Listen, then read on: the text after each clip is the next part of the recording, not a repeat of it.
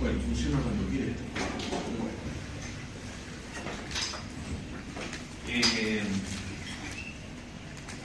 Hoy día corresponde hacer una clase de insuficiencia cardíaca,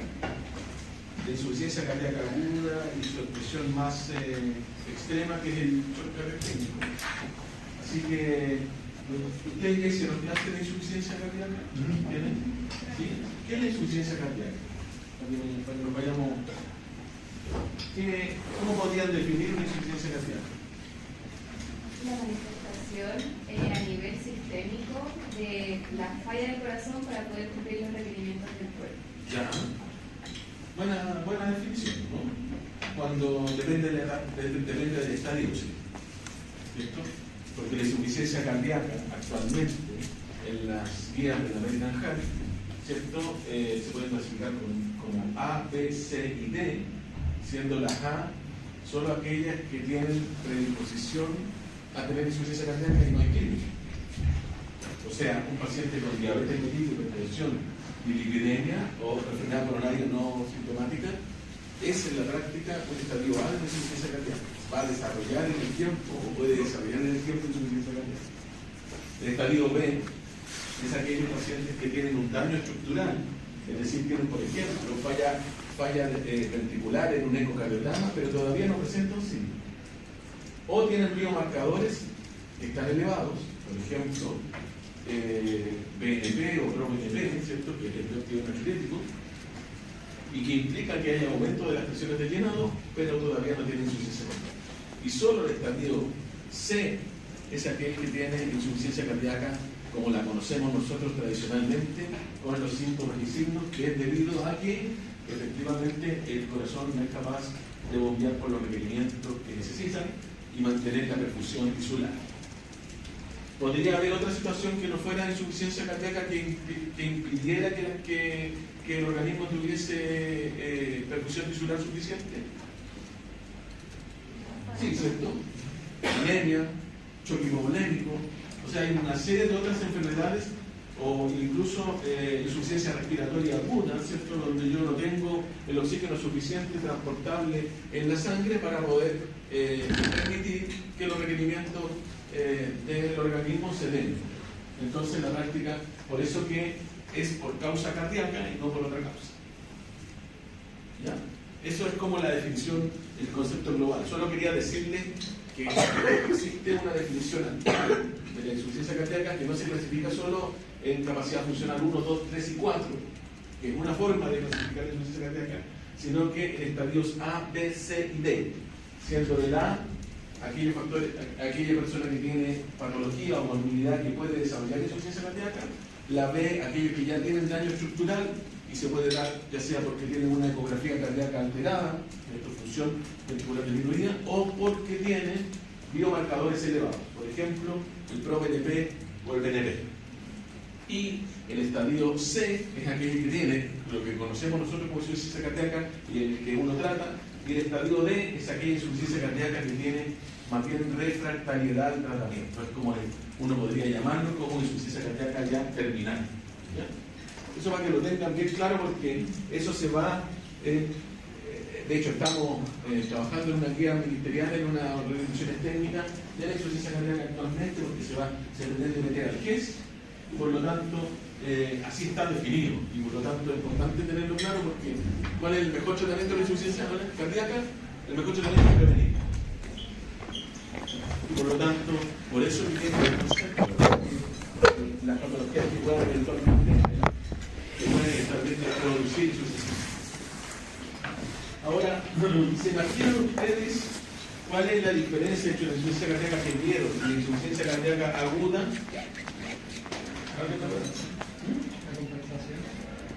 La compensación, pero yo podría estar crónicamente descompensado, ¿o no? ¿Sí? Quizá de la duda hay disfunción del miocardio como en el momento, pero después vuelve a la normalidad, pero la crónica, como hubo un problema a nivel cardíaco sostenido, que se terminó haciendo crónico, ahí se mantiene, o sea, no se puede volver a recuperar el corazón. Sí, mira, en parte pueden tener razón, pero la verdad es que la mayoría de la insuficiencia cardíaca uno tiene un daño estructural, como hablábamos recién, tiene daño estructural, y si está compensado o no está compensado depende de otros elementos. Por ejemplo, depende de si el paciente hace un tratamiento, si sigue una dieta, si toma los fármacos que necesita, o si tiene una patología que es reversible que se trató. ¿Ya? ¿Sí? ¿No tiene relación con la velocidad de instauración?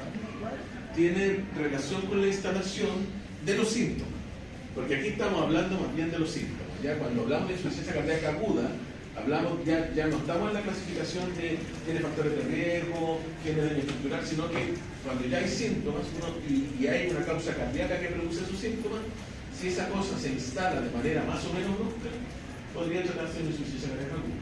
Que la aguda no está preparado para poder compensar, entonces al final es una urgencia. Ya. Sí, todos tienen un poco de razón. Si yo esto es para que hagamos la discusión, porque eso, por ejemplo, se da muy claramente en lo que es la insuficiencia cardíaca aguda de novo, que es menos de la insuficiencia cardíaca, pero es un tipo de insuficiencia cardíaca donde no hay daño estructural previo y bruscamente se instala un daño estructural que provoca la insuficiencia cardíaca. Evidentemente, en ese caso, como decía su compañera, no hay preparación del corazón y no está preparado estructuralmente, funcionalmente para hacer frente a ese caso. ¿Y cómo podría ser eso? ¿Qué podría provocar eso? ¿Qué podría provocar un daño agudo? Pero ¿qué cosa? ¿Cuál sería podría ser la causa de eso? O sea, ¿por qué motivo un corazón podría tener un daño agudo? Un infarto. Un infarto agudo miocardio que hasta ahora estaba bien, hace un infarto con una gran cantidad de miocardio alterado y por lo tanto queda con una disfunción ventricular importante de manera brusca. ¿Ya? Esa es una causa, la más frecuente. ¿Qué otra causa podría ser? ¿Trauma? Trauma podría ser trauma también, menos frecuente, sí, porque tendrías que tener un trauma grande y además ese trauma afectar tu corazón. Ya, bien. Una emergencia hipertensiva es una de las causas más frecuentes. O sea, le llamamos nosotros edema pulmonar hipertensivo o edema flash. ¿Por qué? Porque es uno de los pocos edemas pulmonares que revierten con mucha facilidad cuando hay un tratamiento adecuado de la hipertensión. Entonces, hay causas de novo, es decir, que son capaces de producir en un corazón que no está dañado hasta ese momento la insuficiencia cardíaca. Y hay otra muy frecuente, no sé si tan frecuente, pero es muy didáctica, que lo vimos con las enfermedades valvulares. Uno puede tener una enfermedad valvular, por ejemplo, una enfermedad reumática de una válvula o una enfermedad aterosclerótica de una válvula, y esa válvula alojar un germen. Y al alojar un germen puede producir daño valvular agudo y puede una rotura de un velo, una rotura tendínea, y eso generar una insuficiencia aguda que también va a generar una insuficiencia cardíaca. ¿Sí?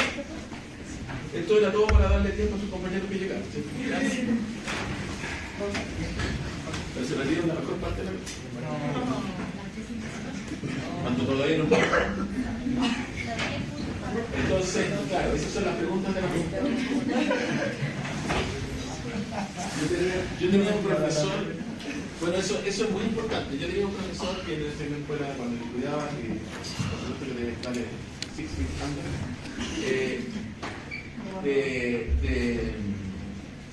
de cirugía pediátrica, que nos decía, mire, a mí me interesa que aprendan esto y esto se lo voy a preguntar a la otra.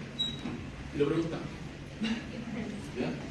Entonces, y eso no es tan malo desde el punto de vista didáctico, porque esto de querer pillar al alumno, ¿cierto? Para, en realidad uno dice, ¿qué es lo que a mí me interesa que aprendan de esto? Eso se lo voy a decir. ¿Ya? Ya les voy a decir lo que llamamos lugar. Bueno, entonces, esa es la insuficiencia cardíaca, que podríamos decir una causa de insuficiencia cardíaca cuando el corazón no está preparado, como dijo su compañera, pero esa es la insuficiencia cardíaca de no.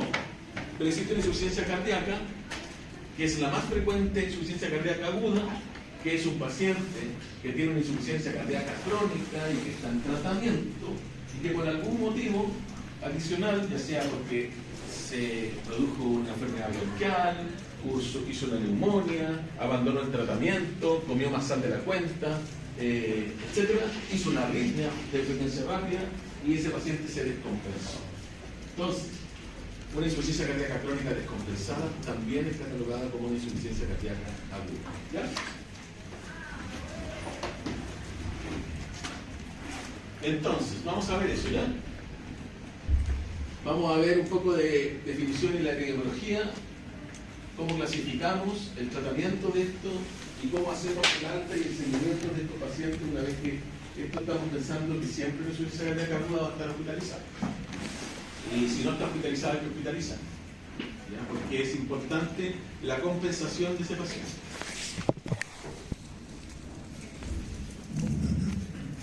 Como hablamos, la insuficiencia cardíaca, en este caso le llamamos ICA porque es insuficiencia cardíaca aguda, es una aparición rápida o progresiva de signos y síntomas que son secundarias a esto, a una disfunción cardíaca estructural. ¿Cierto? No son causa de otra cosa, como hablamos de la anemia, del hipertiroidismo,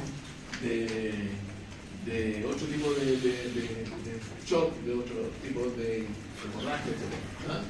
Y compromete el llenado ventricular o el gasto cardíaco y en general requiere una evaluación y un diagnóstico que es lo más perentorio posible, porque la única cosa que ha determinado que mejore el pronóstico de estos pacientes es un tratamiento adecuado y urgente. ¿Ya? Como hablábamos recién, existe una insuficiencia cardíaca aguda de novo, es decir, de aparición ahora, no tenía insuficiencia cardíaca y apareció. ¿Cierto? Es la primera manifestación de la insuficiencia cardíaca, no hay antecedente previo. Y por otro lado, lo más frecuente lejos es aquel que nosotros ya sabemos que tiene una insuficiencia cardíaca, un paciente conocido y que tiene un deterioro agudo sobre la insuficiencia cardíaca crónica que ya preexiste. ¿Ya? Entonces, podemos decir que la insuficiencia cardíaca es un síndrome que es bien heterogéneo, donde básicamente confluyen dos manifestaciones principales, que son, por un lado, la hipoperfusión, es decir, incapacidad de bombear la suficiente sangre para llevar oxígeno a los tejidos, y por otro lado, la congestión, ya sea congestión pulmonar, es decir, acúmulo de líquido en el alvéolo, o congestión visceral, en donde hay congestión yugular, congestión hepática, ascitis, edema de extremidad. ¿Ya? Entonces confluyen esos dos mecanismos inflamatorios.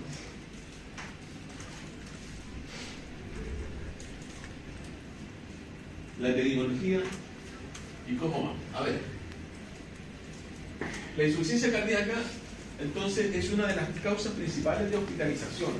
Cuando ustedes, no sé si han estado ya pero cuando sean internos se van a dar cuenta que los hospitales habitualmente tienen un porcentaje alto de pacientes hospitalizados que son o accidentes cerebrovasculares o insuficiencias cardíacas agudas crónicas descompensadas. Ya, eso es muy frecuente. Es una de las causas principales de hospitalización en adultos mayores, habitualmente en adultos mayores de 70 años, ¿cierto?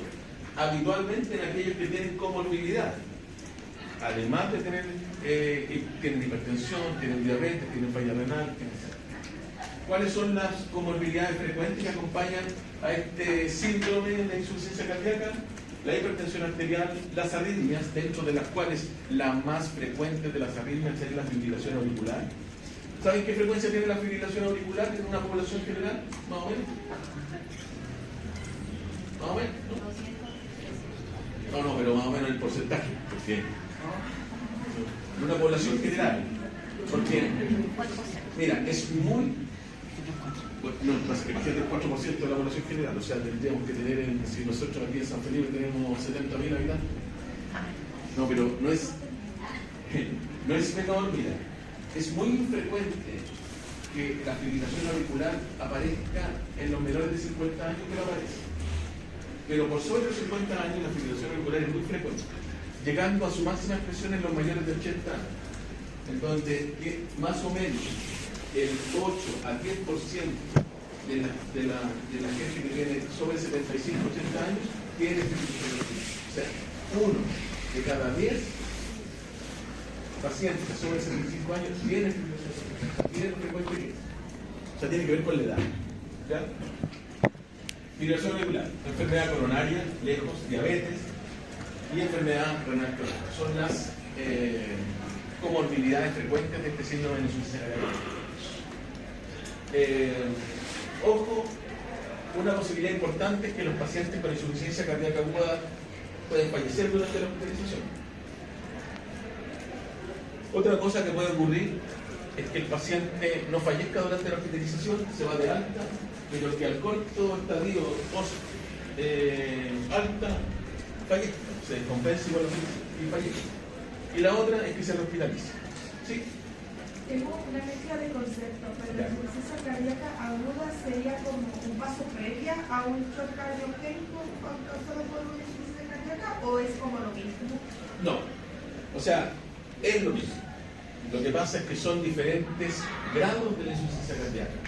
La insuficiencia cardíaca aguda, como dijimos, es una manifestación más o menos brusca del fenómeno o síndrome de insuficiencia cardíaca que tiene que ver más bien con la hipoperfusión y la congestión pulmonar. Esta fisiopatológica puede ser de novo, es decir, paciente sin patología previa, o puede ser frecuentemente una insuficiencia cardíaca crónica que se descompensa. Correcto.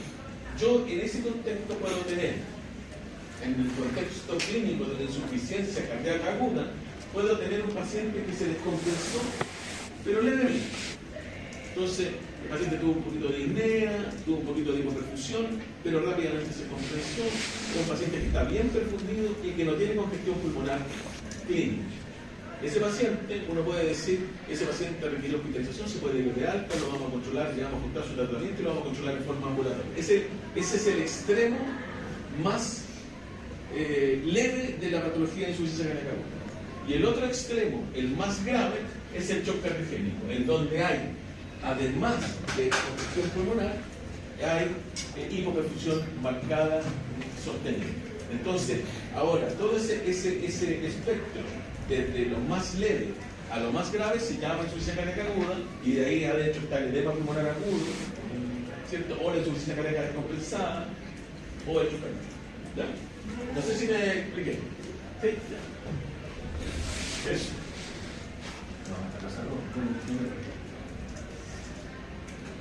Bueno, lo que hablábamos recién.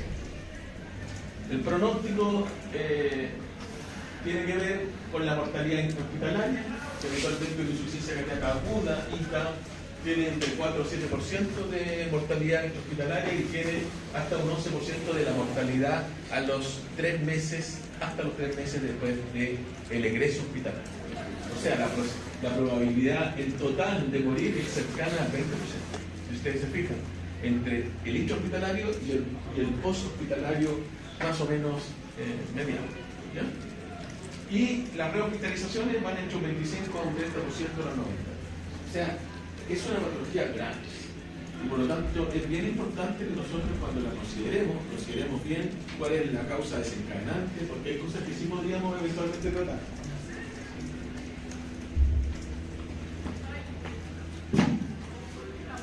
Entonces, ¿cuáles son los factores desencadenantes o las causas de esta insuficiencia cardíaca? Como hablábamos recién. tenemos dos columnas distintas, una que tiene que ver con la insuficiencia cardíaca nueva o de novo, y la otra es con la insuficiencia cardíaca crónica que se descompensa. Entonces, la insuficiencia cardíaca de novo, lo conversamos un poquito al inicio, ¿cierto? El síndrome coronario agudo, el infarto agudo miocardio, ¿cierto? Son causas frecuentes de insuficiencia cardíaca de novo. La miocarditis, que tiene que ver con una inflamación miocárdica que es capaz de producir una insuficiencia cardíaca de manera abrupta. ¿Ustedes han visto alguna miocarditis? No, ¿cierto? Básicamente la miocarditis tiene que ver como... Hay miocarditis de todo tipo, virales, postvirales, reumatológicas, miopericarditis, y las miocarditis tienden a producir cardiopatía dilatada, ¿ya? Entonces, es una cosa que no es tan frecuente, pero muchas veces no es tan frecuente porque cuando uno llega tarde al fenómeno, se da cuenta cuando el paciente ya tiene el corazón dilatado. Y eso es lo que la mayoría de las veces nosotros llamamos como miocardiopatía dilatada idiopática. Idiopática porque nunca asumimos que la causó, pero en la práctica lo más probable es que o son coronarias o son por efecto de una miocarditis que pasó y que no nos dimos cuenta. Bueno, la mala adherencia, acá. Emergencia, valvulopatía aguda, básicamente tiene que ver con la endocarditis infecciosa, ¿cierto? Que lo vimos cuando vimos válvula.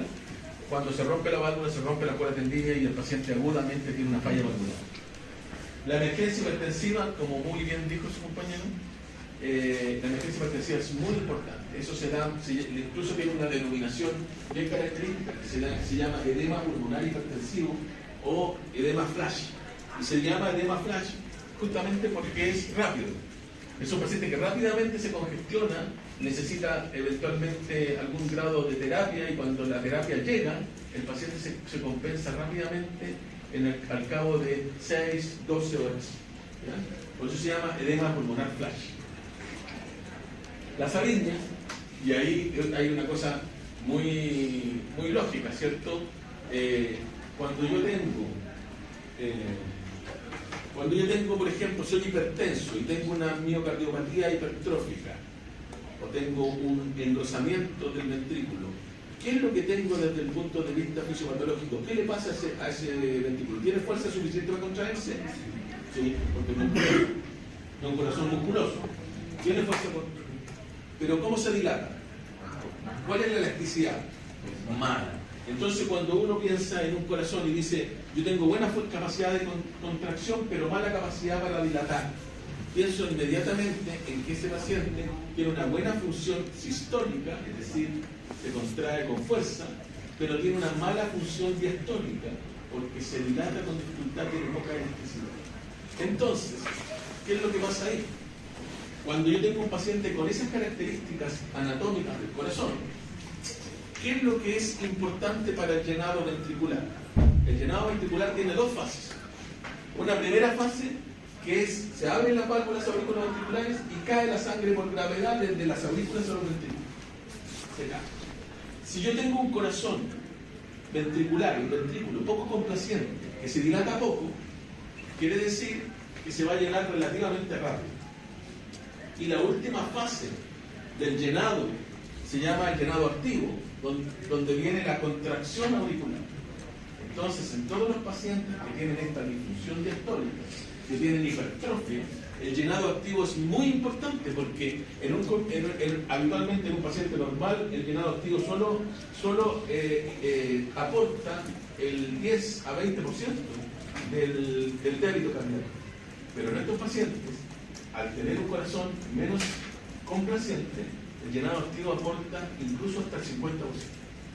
Por lo tanto, ¿qué pasa cuando yo tengo una arritmia, como una fibrilación auricular, y pierdo la contracción auricular?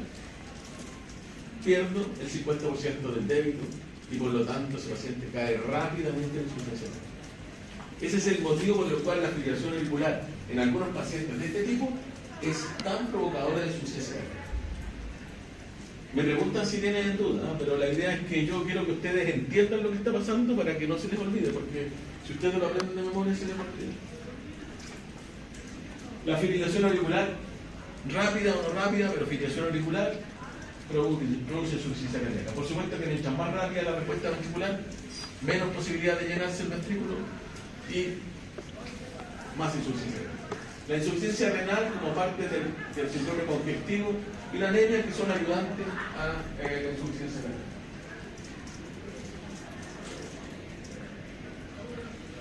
Entonces aquí viene la clasificación hemodinámica, lo que me comentaba su compañera. Que existen 4 escenarios clínicos hemodinámicos de la insuficiencia cardíaca aguda, ¿ya? En donde nosotros pensamos que hay un paciente que le llamamos caliente y seco, un paciente que le llamamos frío seco, paciente caliente húmedo y frío húmedo, ¿ya? ¿Qué quiere decir esto? Esta es una clasificación clínica que todavía en urgencia es muy importante porque en realidad no cambia, ¿ah? Paciente caliente seco es un paciente en la práctica compensado. Tiene una insuficiencia cardíaca, pero está compensado porque no tiene ni hipoperfusión, es decir, está tibio, eso se refiere con la perfusión, es como el gene capilar. Y seco porque no tiene congestión. Entonces, es un escenario, el mejor de los 4 escenarios, porque es un escenario en donde el paciente, si tuvo insuficiencia cardíaca compensada, se compensó. ¿Ya?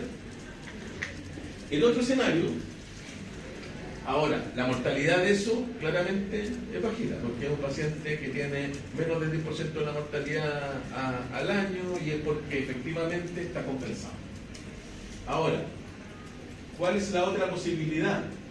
Un paciente que está frío y seco, es decir, un paciente que está sin congestión pulmonar pero hipoperfundido. O sea, el paciente está hipoperfundido y habitualmente estos pacientes hipoperfundidos uno eventualmente puede ponerle, por ejemplo, volumen, porque podría ser que le faltara volumen al paciente y por eso estuviese hipoperfundido.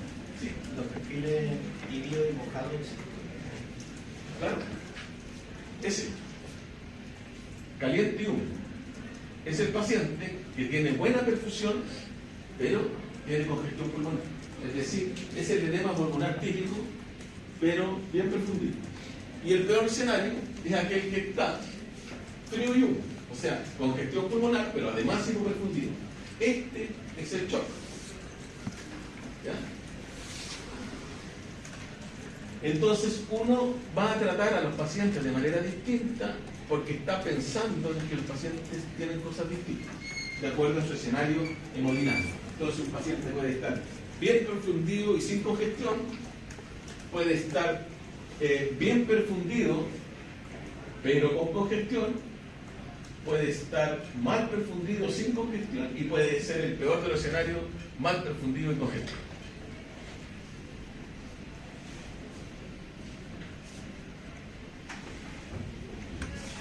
¿Cuáles son los signos de congestión? Bueno, los signos de congestión ustedes los conocen. La congestión pulmonar, que se caracteriza más bien por una cuestión del examen clínico. Puede haber incurgitación yugular en el examen, puede haber ortopnea, edema periférico, así. ¿Cuál es un signo que uno podría decir patognomónico de la insuficiencia cardíaca desde el punto de vista de los síntomas? La ortopnea. La disnea paroxística nocturna y la ortopnea, no la disnea. ¿Ya? Porque uno puede tener disnea y tiene anemia, puede tener disnea y tener una enfermedad pulmonar obstructiva crónica, pero no puede tener disnea paroxística nocturna u ortopnea si no tiene insuficiencia cardíaca. ¿Bien? El edema periférico de la citis, congestión visceral más bien se conoce, ¿no? Y los signos de hipoperfusión son las extremidades frías, o uno podría llamarle el gene capilar. ¿Saben cómo medir el gene capilar? ¿Sí? En el lecho unguial. ¿Y tiene cuántos segundos? ¿Cuánto tiene que volver el gene? Porque es normal. Menos de 3 segundos. 3. Si no está retardado. Si está retardado quiere decir que está hipoperfusivo. Hipotensión, oliguria, trastornos de alteración de conciencia, confusión. La confusión, sobre todo en los pacientes mayores, es una manifestación de hipoperfusión. Y bueno, y hay algunos marcadores como el lactato, que puede estar elevado cuando hay hipoperfusión, porque en la práctica lo que está ocurriendo es que el tejido o los tejidos están funcionando en un ambiente anaeróbico, y al funcionar con un ambiente anaeróbico por el ciclo de Krebs, ¿cierto? Imagino que ustedes se conocen muy bien el ciclo de Krebs, donde el ácido oxalacético, si no está porque llega a la neoglucogénesis, entonces se empieza a acumular acetilcoenzimo A y por lo tanto cuerpo cetónico y todo eso. Pero aquí da el fallo, ¿ya? Es muy importante porque eso se mide muy frecuentemente cuando los pacientes están hospitalizados y tienen signos de mala perfusión. El paciente en shock le piden el lactato para ir viendo cómo va evolucionando su perfusión tisular. Vamos a ver cómo evolucionamos a los pacientes, cómo evaluamos a los pacientes. El paciente tiene la sospecha, llega, ¿cierto? Un paciente de 80 años, hipertenso, diabético, y que llega con ortornea, disnea, edema de extremidades.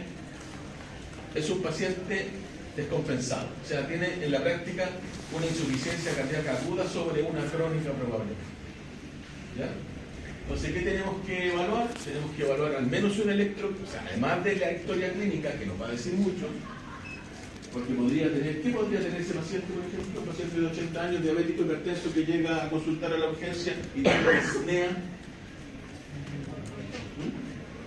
¿Por qué tendría que tener EPOC? ¿Tiene leña en su casa? ¿Fumador? No hemos dicho eso. ¿Qué tipo de era Un paciente de 80 años, hipertenso, diabético, que consulta por disnea en la unidad de emergencia, edema de extremidad. Ustedes lo examinan y tienen un poco de constipación yugular y se le escuchan algunas créditos y algunas sibilancias vibratorias. Los criterios clínicos cumple con la cantidad de clínica. ¿De qué? A ver, dijo edema, creo que cumple con los dos menores y uno mayor. Sí, claro. O sea, no hay que pensar en el criterio Framingham para decir que este caballero parece que tiene una insuficiencia cardíaca. Pero lo que te quiero decir es que este paciente que llega a la urgencia podría tener, por ejemplo, un cuadro respiratorio agudo agregado. En esta época no se puede. Entonces, entonces, por lo tanto, uno tiene que ir a buscar específicamente lo que está pensando. ¿Ya? Un electrocardiograma, ¿para qué nos serviría entonces? Si le tomamos el electro.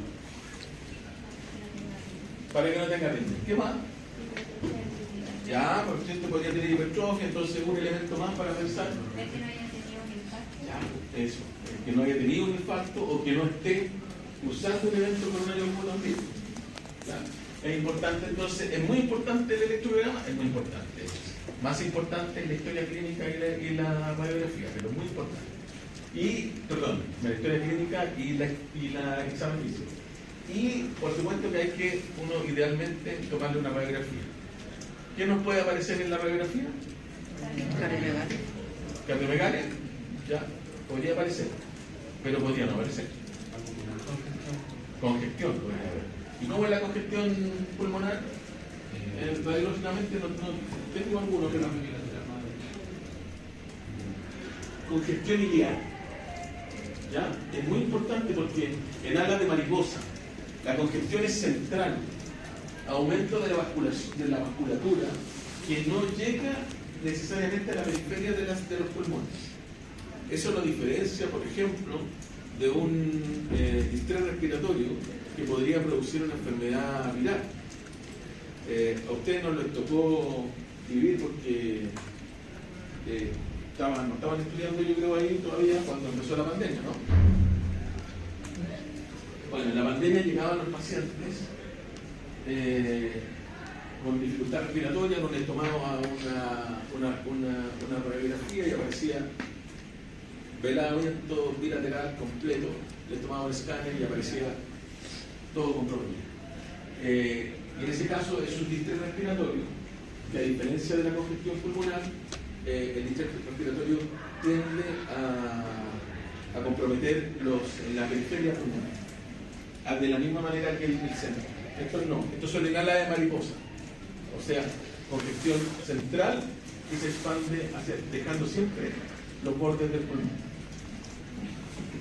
Bueno, si tenemos la posibilidad, le hacemos un ecocardiograma. Sería bueno, porque con eso tendríamos descartado si tiene una enfermedad valvular, veríamos efectivamente si hay engrosamiento de las paredes ventriculares y veríamos específicamente la función ventricular, porque podría ser que efectivamente la función ventricular estuviese disminuida y la fracción de eyección estuviese disminuida.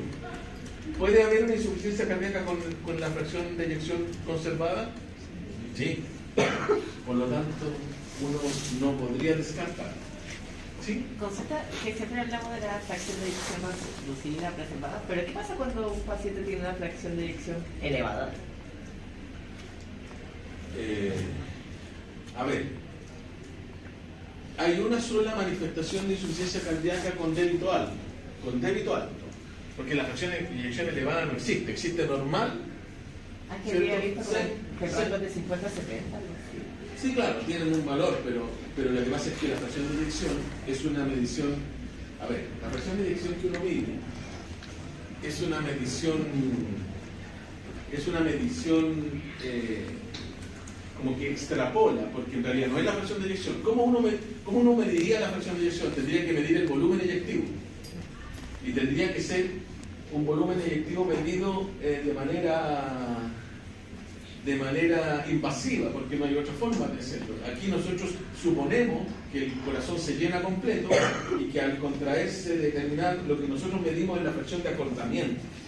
Y a través de la fracción de acortamiento se hace una extrapolación matemática para medir la fracción de eyección. ¿Ya? Entonces, por lo tanto, la fracción de eyección es normal, casi normal o disminuida. ¿Ya? Cuando está más alta, en la práctica está normal. ¿Ya? Ahora, existe una insuficiencia cardíaca con débito alto. Y esa insuficiencia cardíaca con débito alto, que es la única, es cuando hay un hipertiroidismo descompensado. ¿Ya? El paciente con crisis tirotóxica, con hipertiroidismo descompensado, tiene aumento de la frecuencia cardíaca, claramente muy tibio, o sea, son pacientes que tienen hiperperfusión y cuando si uno lo lograra medir es un débito alto, pero igualmente es congestión. Ecocardiograma puede evaluar precozmente la función ventricular, puede ver si hay enfermedades valvulares, si existe derrame pericárdico, también podría ser, porque podría ser que uno tuviese un derrame pericárdico que estuviese comprimiendo a los ventrículos y eso provocar la insuficiencia cardíaca. También. ¿Qué podría producir un derrame pericárdico? ¿Qué cosas podría? Pericarditis. Es poco probable que una pericarditis llegue a producir tanto derrame, ¿sí? Pero puede producir. ¿Qué otra cosa puede producir derrame pericárdico? ¿Trauma? Sí, trauma puede producir. Tendría que generar una rotura de alguna de los vasos, ya sea de las coronarias o de alguna cosa, de alguna de las paredes del corazón. ¿Cierto? Puede producir. Más grave todavía. Ya. Entonces, ¿qué hace que pierda la presión alcohólica? Hipoalbuminemia severa. ¿Y qué enfermedad produce hipoalbuminemia y pérdida de la presión alcohólica? El síndrome nefrótico. El síndrome nefrótico es una de las posibilidades. Síndrome nefrótico. Y la otra posibilidad, muy frecuente, bueno, cáncer y enfermedades autoinmunes. La artritis reumatoidea, el lupus. ¿Han escuchado hablar de la policerositis que produce el lupus? El lupus produce derrame pericárdico, derrame pleural, derrame o asitis, etc. Eso, o inflamación de las membranas. Podemos, aquí no lo tenemos, pero en todos los lugares existen, tener biomarcadores. ¿Cierto? Los biomarcadores son básicamente troponina y BNP o pro-BNP, que es el vértigo anachurético. Lo que mide en la práctica es que cuando se eleva, cuando las presiones de llenado de la aurícula están aumentadas. Es decir, cuando yo tengo congestión auricular. Es un fenómeno, es una medida precoz bioquímica para medir lo que se viene de la congestión. ¿Ya?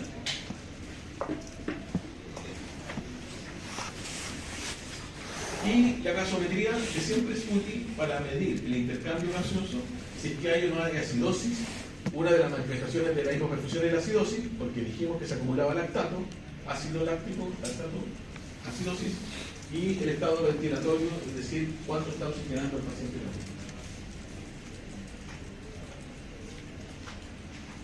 ¿Cuáles son los objetivos de tratamiento de la insuficiencia cardíaca? Aguda en este caso, que en realidad se mezcla mucho lo crónico con lo agudo porque se van superponiendo. Idealmente lo primero que debe haber es resolverse la congestión. ¿Ya? La congestión pulmonar, que es lo que está ahogando a ese paciente. Ese paciente parece pescado fuera del agua cuando llega con un edema pulmonar agudo a la unidad de emergencia. No puede respirar, está cianótico, hipoperfundido, alterado de conciencia. Entonces ese paciente nosotros tenemos que resolverlo pronto. Si estamos en condiciones y podemos utilizar medidas depletivas para resolver la congestión rápido, ese paciente se va a estabilizar. Si no, va a ir empeorando. Y esto es como una espiral. Si el paciente sigue teniendo hipoperfusión, la misma hipoperfusión aumenta el daño miocárdico, y el aumento del daño miocárdico aumenta las presiones de llenado, aumenta la congestión y acelera la hipoperfusión. Entonces es un círculo vicioso. ¿Ya? Hay que mantener la perfusión a toda costa. No sacamos nada con decir, el paciente, por ejemplo, llegó hipoperfundido, tiene presión 90-60, ya démosle diurético, porque lo que vamos a hacer es matarlo, porque va a estar sequito, pero sin perfusión. ¿Cierto? Entonces, ojo con eso. Tenemos que reducir la mortalidad con el tratamiento y la hospitalización a corto y a largo plazo, y eso se logra efectivamente tratando de utilizar estas dos cosas. Y una vez que ya el paciente se haya estabilizado, tenemos que comenzar precozmente con las terapias que han demostrado mejorar la sobrevida de estos pacientes de insuficiencia cardíaca. Ojalá estando hospitalizados, porque una vez que se van, en la terapia uno pierde control. Se van al político, se van a otro. Esto se refiere, las terapias, esta es una sigla, que en realidad es como las terapias que están orientadas o guiadas a través de las guías clínicas. ¿Ya? O sea, que han demostrado con el tiempo mejorar la sobrevida de estos pacientes.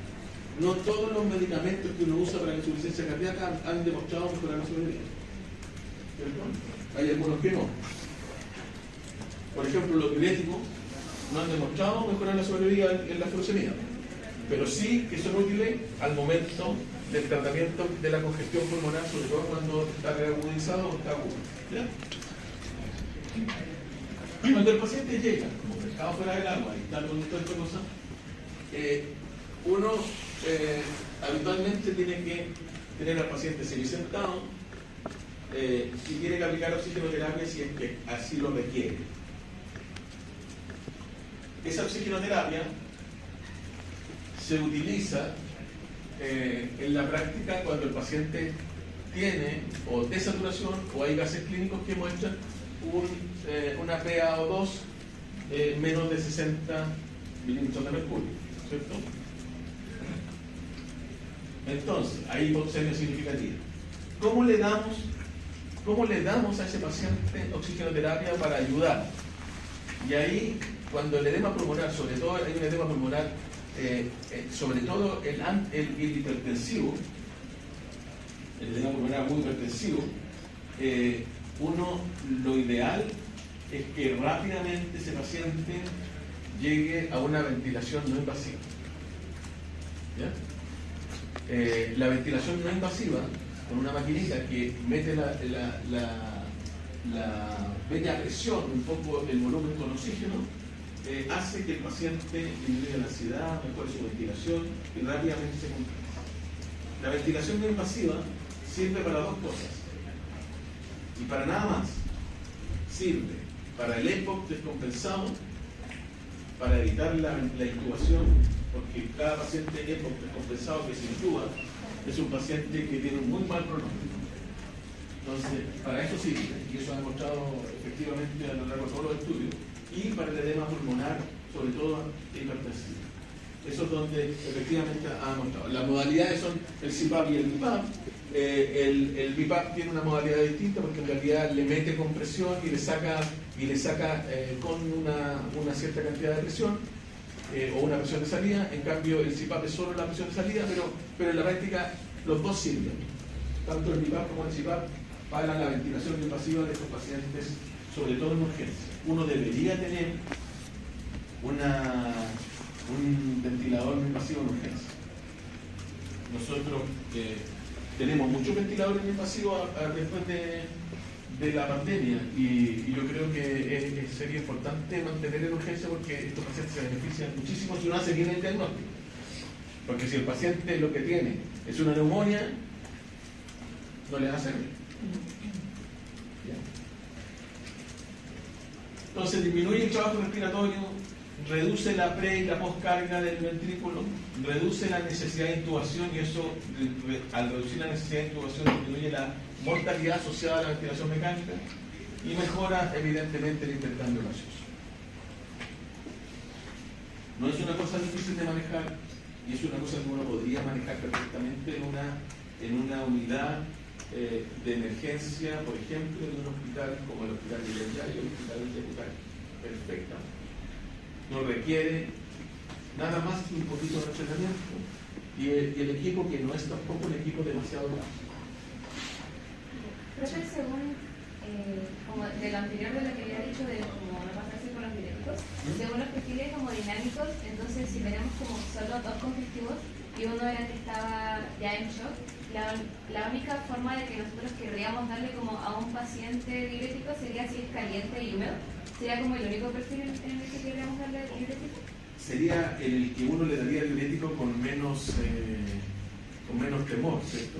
Porque uno, como vamos a ver más después, cuando enfrentemos a cada uno de los escenarios hemodinámicos y clínicos que hay, le vamos a tener que dar en la medida de medicamento, fármaco, lo que fuera, en la medida de lo posible, porque yo necesito descongestionar, pero no puedo aumentar la hipoperfusión. Entonces tiene que uno utilizar una estrategia que es como la sintonía fina del manejo de esto. Ya lo vamos a ver. Doctor, entonces la ventilación No invasiva. esta se ocupa, CPAP y BiPAP.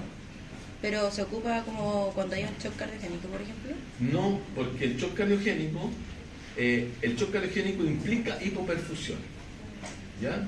Cuando yo tengo un paciente hipoperfundido, muy hipoperfundido, o sea, presiones arteriales 60-40, 60-30, muy hipoperfundido, yo no puedo mantener ese paciente en hipoperfusión demasiado tiempo.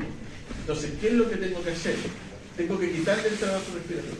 Todo el trabajo respiratorio que tiene ese paciente tengo que quitárselo porque tengo que concentrar la energía en el corazón. Por lo tanto, ese paciente, cuando es shock cardiogénico, ese paciente no le sirve la ventilación no invasiva. A ese paciente hay que intubarlo, conectarlo a la ventilación mecánica, sedarlo suavemente para quitarle todo el trabajo respiratorio al corazón. O sea, toda la energía que utiliza en el diafragma, en la musculatura intercostal y todo el estrés que implica la descarga adrenérgica de la dificultad respiratoria hay que quitarse. Y uno se la quita al paciente intubándolo y sedando. ¿Ya? Ese es un extremo de la insuficiencia cardíaca aguda, por el shock cardiogénico. Y ahí lo vamos a ver, no se lo... Entonces se puede dar en un paciente que es caliente o húmedo. Claro, se puede dar. Ay, De hecho, ahí se lo damos. bien. De hecho, por ejemplo, es bien frecuente que la principal indicación es el paciente que tiene una emergencia hipertensiva, un edema pulmonar hipertensivo.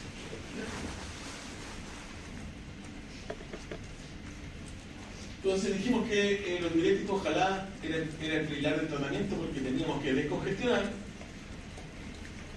y ojalá que se pueda dar, porque no siempre se puede, pero los diuréticos de ASA son el tratamiento fundamental. ¿Saben por qué se llama diuréticos de ASA, no?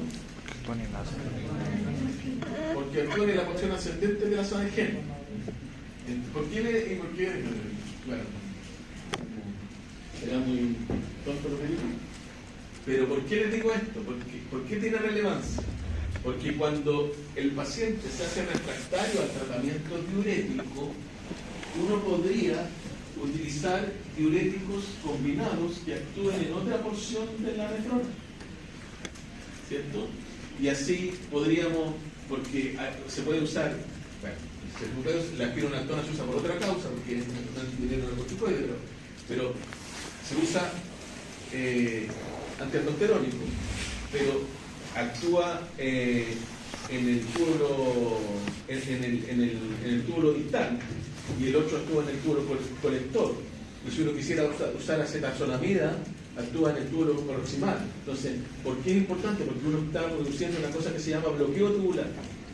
Cuando los pacientes no orinan a pesar del uso del diurético, uno tiene que usar diuréticos que actúen en distintas zonas del nefrón para poder lograr la diuresis. Entonces, la furosemida, ojalá el tratamiento tiene que ser endovenoso precoz, y habitualmente el paciente que ya estaba con tratamiento con furosemida, uno tiene que darle la dosis igual o superior a la que tenía, porque no saca nada con darle menos.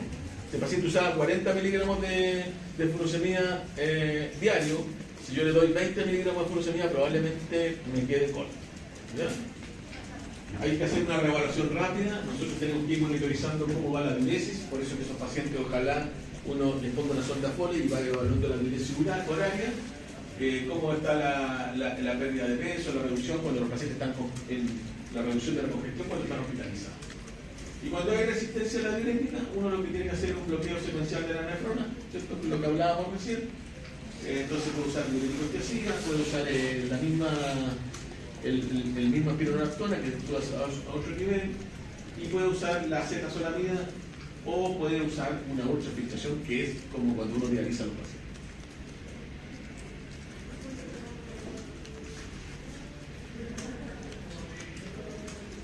Lo último que se está determinando es que salen en la última guía de la insuficiencia cardíaca, que uno puede usar acetazolamida como optimizar el tratamiento diurético, y la acetazolamida, no sé si ustedes saben cómo actúa. ¿Por qué es importante? Porque es un inhibidor de la anhidrasa carbónica, y que lo que hace en la práctica es disminuir la cantidad de bicarbonato, porque lo que hace es hacer que se impide la reabsorción de bicarbonato en el túbulo proximal. Por lo tanto, los pacientes se eliminan más bicarbonato, y a través de la eliminación de sodio, de bicarbonato de sodio, los pacientes se descongestionan, ¿ya? Sin embargo, pueden producir acidosis.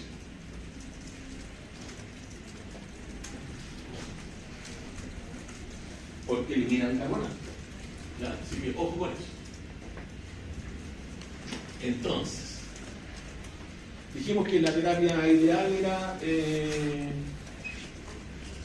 descongestionar, y una de las pilares fundamentales eran los diuréticos, principalmente el diurético endovenoso, que es el diurético de asa, la furosemida, y posteriormente los otros diuréticos que son capaces de bloquear secuencialmente el nefrón cuando no son respondedores a la furosemida sola.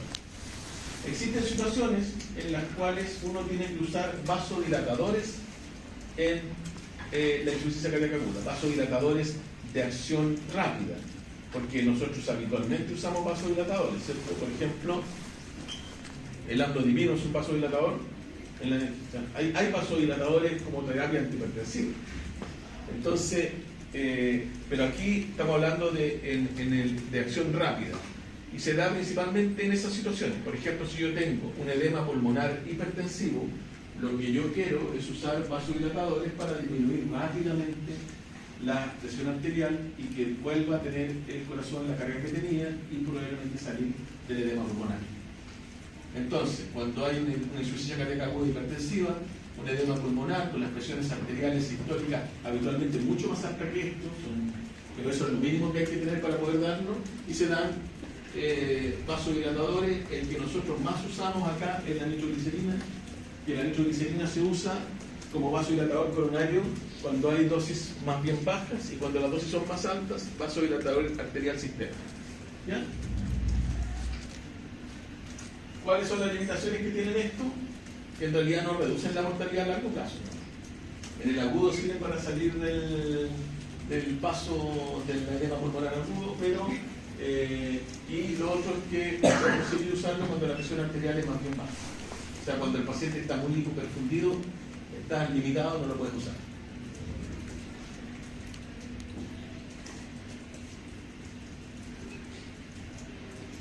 Y también existen agentes inotrópicos y vasopresores. ¿Saben lo que significan inotrópicos? Aumenta la contractilidad. Y vasopresores, no dice solo, aumenta la presión. Entonces, existen básicamente estos tres: la dobutamina, la miprinona y la noradrenalina, que son medicamentos que ya sean son inotrópicos, como la dobutamina y la miprinona, aumentan la fuerza contráctil del corazón.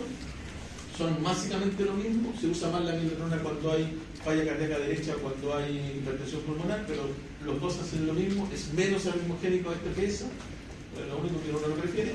Y esta otra, la noradrenalina, es lo que ustedes van a ver que se usa a pasto, porque eso no produce nada de inotropismo, pero produce vasoconstricción.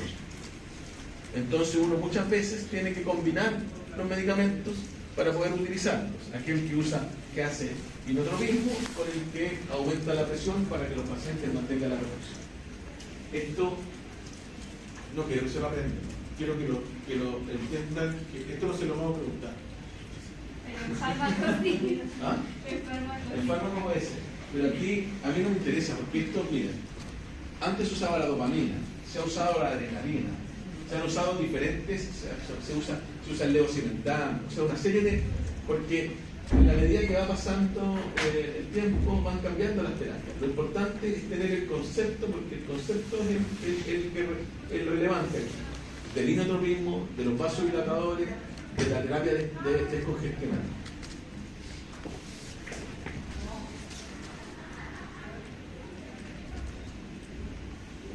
Como dijimos, el shock cardiogénico era como uno de los cuadraditos de los cuadros hemodinámicos donde el paciente está frío y está húmedo. O sea, está hipoperfundido y está congestivo. La forma más grave de la insuficiencia cardíaca aguda: hipotensión persistente, hipoperfusión sistémica, aumenta el lactato, y cuando la hipoperfusión se mantiene, produce daño multiorgánico o disfunción multiorgánica. ¿Ya? Y eso es muerte segura. El manejo inmediato: los pacientes ya no tienen que ir a una unidad que no sea una unidad de cuidado intensivo, porque tienen que, como les dije yo, tienen que ir a ventilación mecánica y tienen que sacarse el esfuerzo respiratorio como un gasto energético del corazón. Tienen que usarse vasopresores, habitualmente la noradrenalina, para mantener la presión arterial. ¿Por qué es tan importante mantener la presión arterial? Porque tiene que mantenerse la presión para la perfusión coronaria. Las coronarias se llenan en diástole. Si yo no aumento la presión arterial, no va a haber lleno coronario y va a haber una hipoperfusión y voy a tener una isquemia miocárdica persistente. ¿Ya? Entonces, es muy importante mantenerlo. Entonces, agentes inotrópicos, como el que hablamos, como la dobutamina, que se usa, y la miprinona, que son lo mismo, pero que uno se usa un poquito más que el otro en la medida de que tiene una menor cantidad de arritmias que producen, porque estos medicamentos producen arritmias, y uno a veces, si el paciente ya tiene un componente arritmogénico, prefiere no utilizarlo. Y bueno, y si es un síndrome coronario agudo, lo que uno tiene que hacer es ir a revascularizar precozmente. La causa principal de insuficiencia cardíaca aguda de novo o shock es, como dijimos, la enfermedad coronaria, un infarto reciente. Y estos pacientes tienen una causa corregible. Y la causa corregible es efectivamente la revascularización miocárdica. ¿Cómo se revasculariza? Ese paciente se mete a hemodinamia precozmente, a una coronariografía, se establece cuál es la arteria culpable del fenómeno y esa arteria se tiene que angioplasquear. Cuando eso no se hace dentro de las primeras 24 o 36 horas, ya es tarde. Ya después de eso, lo más probable es que no beneficie nada ir a sacarlo a una hemodinámica. Entonces, por eso es que es tan importante que se haga precozmente. Nosotros, aquí, no tenemos esa posibilidad. Entonces, porque no tenemos la angioplastía primaria, ¿cierto? Que es la angioplastía cuando el paciente se le hace el diagnóstico del evento coronario agudo. ¿Por qué? Porque no tenemos hemodinamia 24/7 y uno se demoraría. ¿Cuánto se demora uno en mandar a un paciente a Santiago? O sea, una hora, Cuando me está. pero eso es una hora cuando no hay taco, pero es en la hora de carretera. Tú piensas que el paciente consultó, desde que llegó, que tú te comunicaste, que hablaste, le hablaste a la ambulancia, vino el SAMU que estaban tomando y todo eso, o sea, es muy... Y la puerta, y el tiempo debe ser superior a 90 minutos. Entonces, por eso que, en general, en las regiones donde no hay angioplastía primaria, lo que debería ocurrir es hacer una angioplastía facilitada. Es decir, hacemos una trombolisis bien hecha. Cuando el paciente lo puede, o sea, cuando tiene indicación, infarto con supra, y ese paciente se envía relativamente precoz, dentro de las primeras 24 horas, a una angioplastía a 8 centros. Eso es una angioplastía facilitada, en el sentido de que se hace, en la práctica se trata de alisar el coágulo y posteriormente de resolver la estrechez. Son similares. Hacen los dos son inodros, solo que la milodinona tiene menos efecto adrenogénico que la dobutamina y se usa principalmente porque ha demostrado mejoría en aquellos pacientes que tienen falla cardíaca derecha e hipertensión pulmonar. Ya. Eso. Y esto es muy grave. Entonces, la verdad es que la mayoría de las veces requieren de soporte circulatorio mecánico en una unidad intensivo. Nosotros no lo tenemos todo, pero en muchos lugares se les hace ECMO. No sé si ustedes han escuchado hablar del ECMO. El ECMO es circulación extracorpórea y el ECMO puede ser venoso para lograr, cuando por ejemplo yo tengo una insuficiencia respiratoria aguda como un COVID muy grave, sin falla cardíaca asociada, venoso lo que hace es saca la membrana de oxigenación extracorpórea y lo que hace es oxigenar la sangre, nada más que eso. Pero cuando el paciente además tiene shock cardiogénico, tiene que ser veno arterial porque necesita que el corazón bombee. Entonces en la práctica es otro tipo de ECMO, un poquito más complejo, pero nosotros no lo hacemos. Hay alrededor de 10 centros en el país que lo hacen públicos y los centros privados también.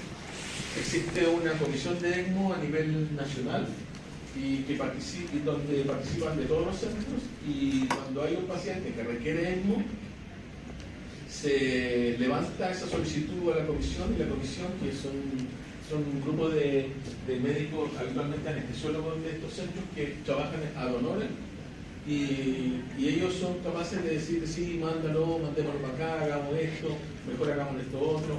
O sea, efectivamente funciona. Y uno puede, por ejemplo, desde aquí, desde los libros, desde los Andes, puede trasladar a un paciente a ECMO, ¿ya? Cuando los pacientes están muy graves. Vienen, conectan el ECMO móvil acá y se lleva el ECMO. Porque si tú a un paciente con requerimiento grave de oxígeno lo subes a un ventilador a la ambulancia, lo mata en la ambulancia. Entonces esos pacientes se utiliza un ECMO móvil, que es el ECMO de transporte, se instala acá, se lleva y se instala allá. Bueno, el Impela u otros artefactos que son dispositivos que lo que hacen es dispositivos de circulación que mejoran la circulación intracardíaca. Y el balón intraórtico, no sé si lo conocen, el balón de contrapulsación. No sé si lo ubican ustedes, básicamente se usa más bien en el enfermo de hemodinamia, y lo que hace es se instala por la vía arteria femoral y se pone en la salida de la válvula aórtica un catéter con un balón que se infla y se desinfla sincronizado con el latido cardíaco. Entonces, cuando el corazón late, el balón se desinfla y por lo tanto es un efecto de vacío para que la sangre salga con más fuerza, y cuando se va a devolver, el balón se infla de manera de que la sangre quede entre la válvula aórtica y el balón quede aprisionada para que se llenen las coronarias. Y eso está sincronizado con el pulso y con el latido cardíaco por electrocardiografía, una consola. Y se infla muy rápidamente y se desinfla muy rápidamente, por lo tanto no es con aire, tienen un gas especial, porque si no la fricción que produciría el aire no permitiría, porque se infla y se desinfla muy rápidamente.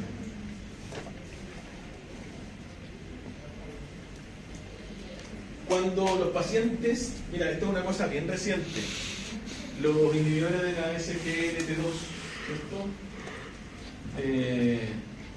Los canales de glucosa que se usaron inicialmente, estamos hablando aquí de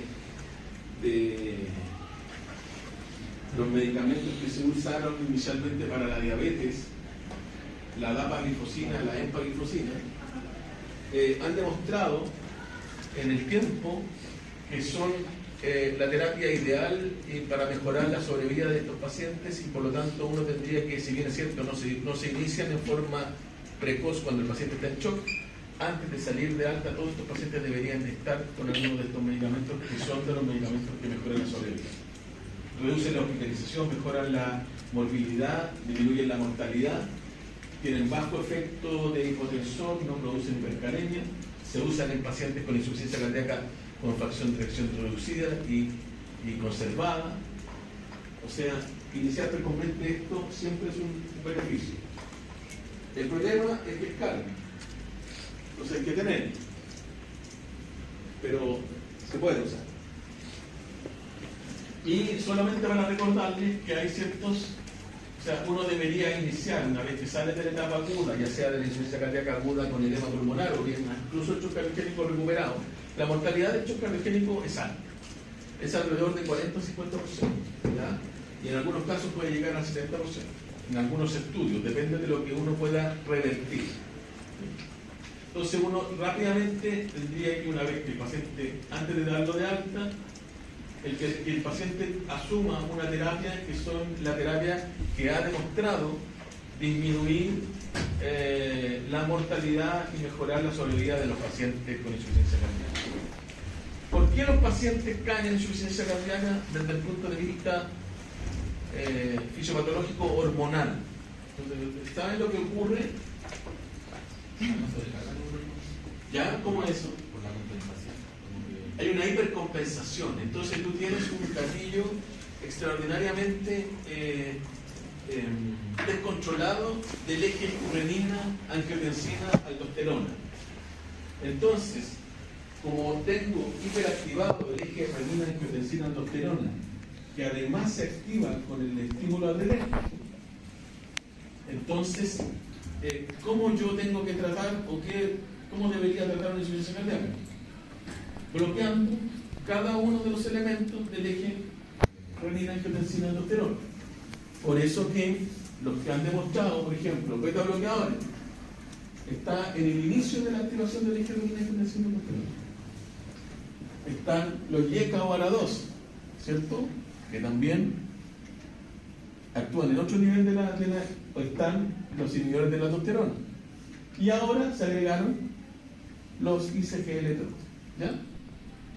Que son los cotransportadores sodio-glucosa, que lo que hacen en la práctica es disminuye la congestión, porque lo que hace es liberar sodio, se libera de líquido, disminuye la congestión y además ha demostrado disminuir la inflamación del músculo cardíaco. Los pacientes que salgan y se dan de alta por una insuficiencia cardíaca aguda generalmente van a generar una insuficiencia, o sea, van a quedar con una insuficiencia de fracción reducida. No. Entonces en ese caso se podría ignorar el antagonista. No, también se da. Sí, pues depende de cómo esté, pero claro, uno dice, a ver, estos son los que han demostrado la insuficiencia cardíaca, hay varios elementos, estos me han demostrado para los dos, ¿cierto? Pero si tú piensas todavía lo que yo te estoy comentando recién, en la práctica, cuando recién partió, estoy hablando, a ver, si era médico, cuando recién partieron, el primer medicamento que demostró mejorar la sobrevida de insuficiencia cardíaca fue el captopril. Y después el carvedilol. Y era una cosa así como revolucionaria, nadie decía, pero ya usaban, los gringos usaban dosis de 50 miligramos cada 8 horas de carvedilol y captopril 25 cada 8, y uno le daba eso a los pacientes de acá y todos pasaban en el suelo porque nuestra capacidad de soportar esas dosis eran como homo chilensis es mucho menor. Entonces fuimos ajustando. Los beta bloqueadores sin duda que ayudan. Los ICGLT2 ahora sí, los YECA sí. En un comienzo los antitestosterónicos se pensaron solamente para la insuficiencia cardíaca en clase funcional 3 y 4. ¿Ya? Y es como salió. Pero cada vez ha ido avanzando porque en la práctica lo que uno quiere es frenar el eje de renina-angiotensina-aldosterona que está sobreestimulado. ¿Ya? Está sobreestimulado. Y ahí hay una cosa que dice ARNI, ¿ya? Que no es ARA2. ¿Ah? El ARNI es como, es lo que los gringos ahora, no sé si ustedes han escuchado hablar del Entresto, el sacubitrilo valsartán. Claro. Eso es, si uno puede usar precozmente un medicamento como eso, donde tiene la compensación, tiene el sacubitrilo, que es un medicamento que es como un acudirético, es como que elimina sodio y elimina agua, y en la práctica al eliminar sodio y agua y disminuir la congestión, lo que hace además es activar el eje renina-angiotensina, porque si yo doy mucho diurético, ¿qué es lo que hago? Activo el eje renina-angiotensina. Por eso que todos estos pacientes que toman diurético tienen que tomar bloqueantes del eje. Entonces, por eso que ese medicamento está mezclado. Usa valsartán, que es un ARA2, que en la práctica lo que hace es disminuir la activación del eje renina-angiotensina-aldosterona, y usa el sacubitrilo. Esto ha disminuido la morbimortalidad en muchos pacientes. En el 3, sacubitrilo valsartán. Todos los pacientes con insuficiencia cardíaca, capacidad funcional más bien avanzada, se les deja estos medicamentos. Pero la idea es que ustedes queden claros que el paciente no se puede ir de alta sin los medicamentos, salvo que tenga alguna contraindicación, ¿cierto? ¿Qué contraindicación puede ser? Ya, bradicardia severa, beta bloqueado. No le puedo dar beta bloqueado a un paciente con insuficiencia cardíaca que tiene 40 por minuto, 42, 150, porque lo más probable es que le disminuya su perfusión, ¿cierto? Y lo otro es la falla renal, porque si yo tengo una falla renal con un índice de creatinina menor a 25 ml minuto, no puedo darle a la 2 ni Y. Entonces uno tiene que también pensar eso.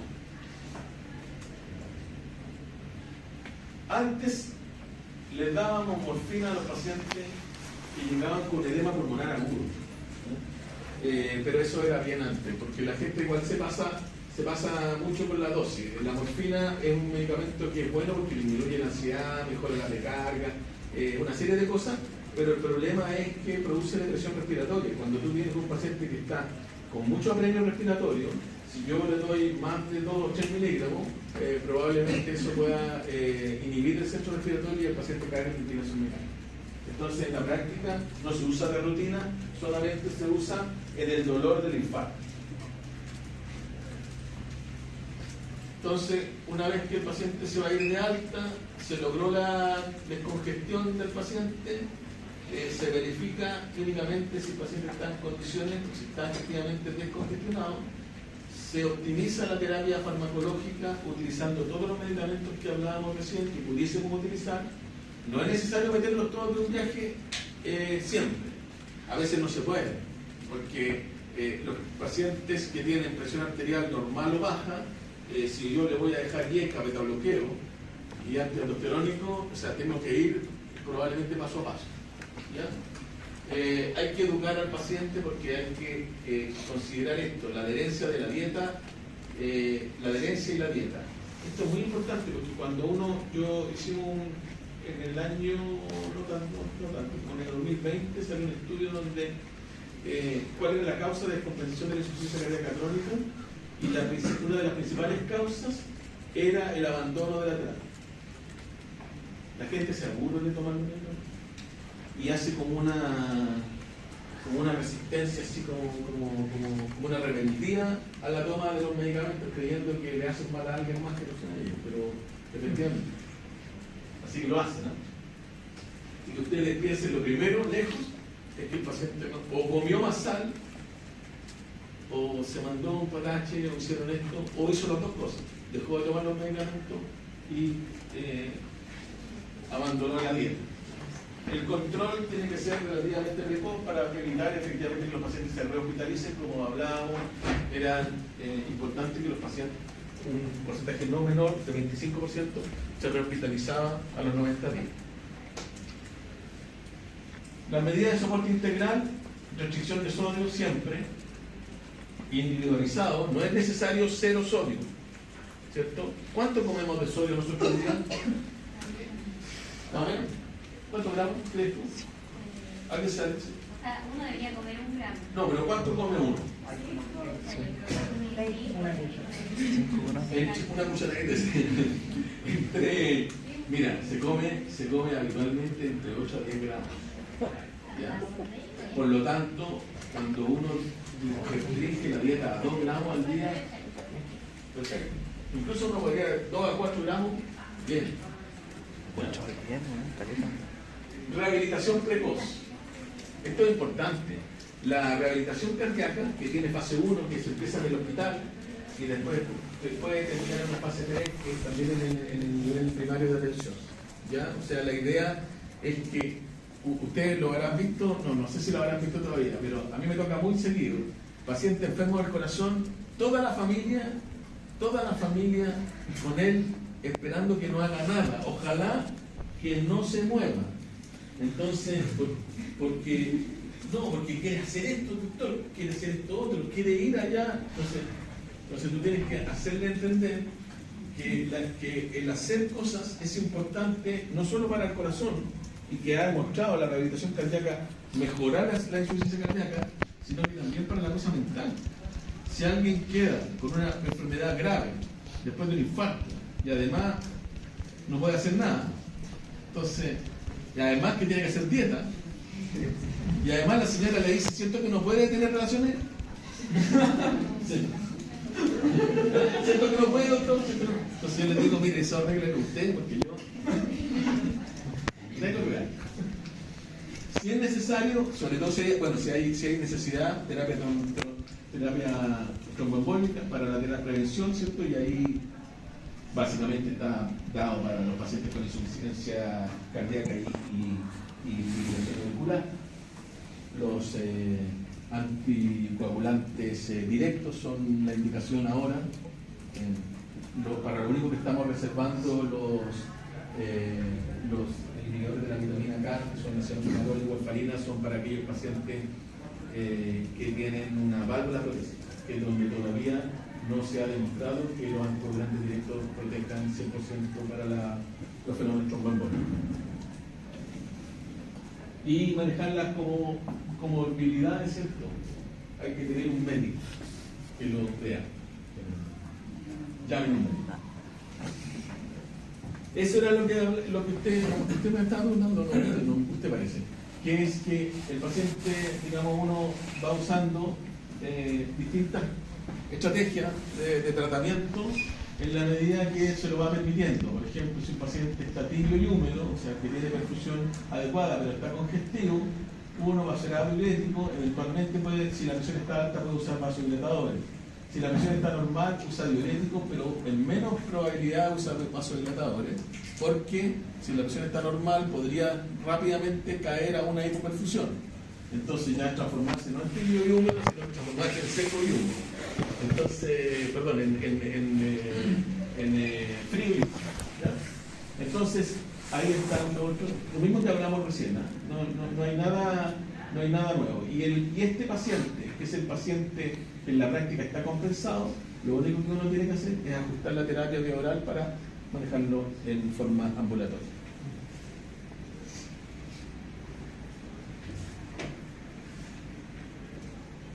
Estos son la tabla comparativa de las terapias, no lo voy a detener acá. Están los fármacos, la furosemida, la nitroglicerina, la glutamina, la noradrenalina, la empaglifosina, la GABA y la acetazolamida. ¿Y en qué se ve beneficiada? En la congestión pulmonar, en la nitroglicerina cuando los pacientes tienen una hipertensión descontrolada, la glutamina cuando queremos aumentar el gasto cardíaco, la noradrenalina como es un vaso constrictor, se usa en el shock cardiogénico para aumentar la presión arterial media. Estos son los que han demostrado a largo plazo disminuir la mortalidad y la hospitalización. La acetazolamida cuando uno requiere hacer una terapia dietética donde la fluoxetina no esté dando el resultado que uno quiere. Los mensajes de esta presentación son que la congestión es muy importante resolverla porque la congestión residual empeora el pronóstico a mediano y largo plazo. El tratamiento precoz de la insuficiencia cardíaca aguda, mientras más precoz, mejor, modifica la mortalidad. Los pacientes tienen que irse con la terapia idealmente y que esta dice que el LP2 que han demostrado debe incorporarse. Y los inótrofos solo se deben usar cuando los pacientes están hipoperfundidos, es decir, están fríos. La noradrenalina se usa en el shock. La ventilación mecánica no invasiva reduce la necesidad de intubación. Hay que planificar el alta como parte del tratamiento para establecer también el control post-alta. Y hay que optimizar la terapia utilizando los pilares que han demostrado disminuir la mortalidad y mejorar la sobrevida de los pacientes con insuficiencia cardíaca. Esa es eso. Yo creo que qué bueno. Mira, harto tema, pero no es tan fome, es relativamente entretenido. Así que hay que saber la fisiopatología y todo eso. No sé si tienen alguna duda. ¿Dónde puede compartir la presentación? Por supuesto.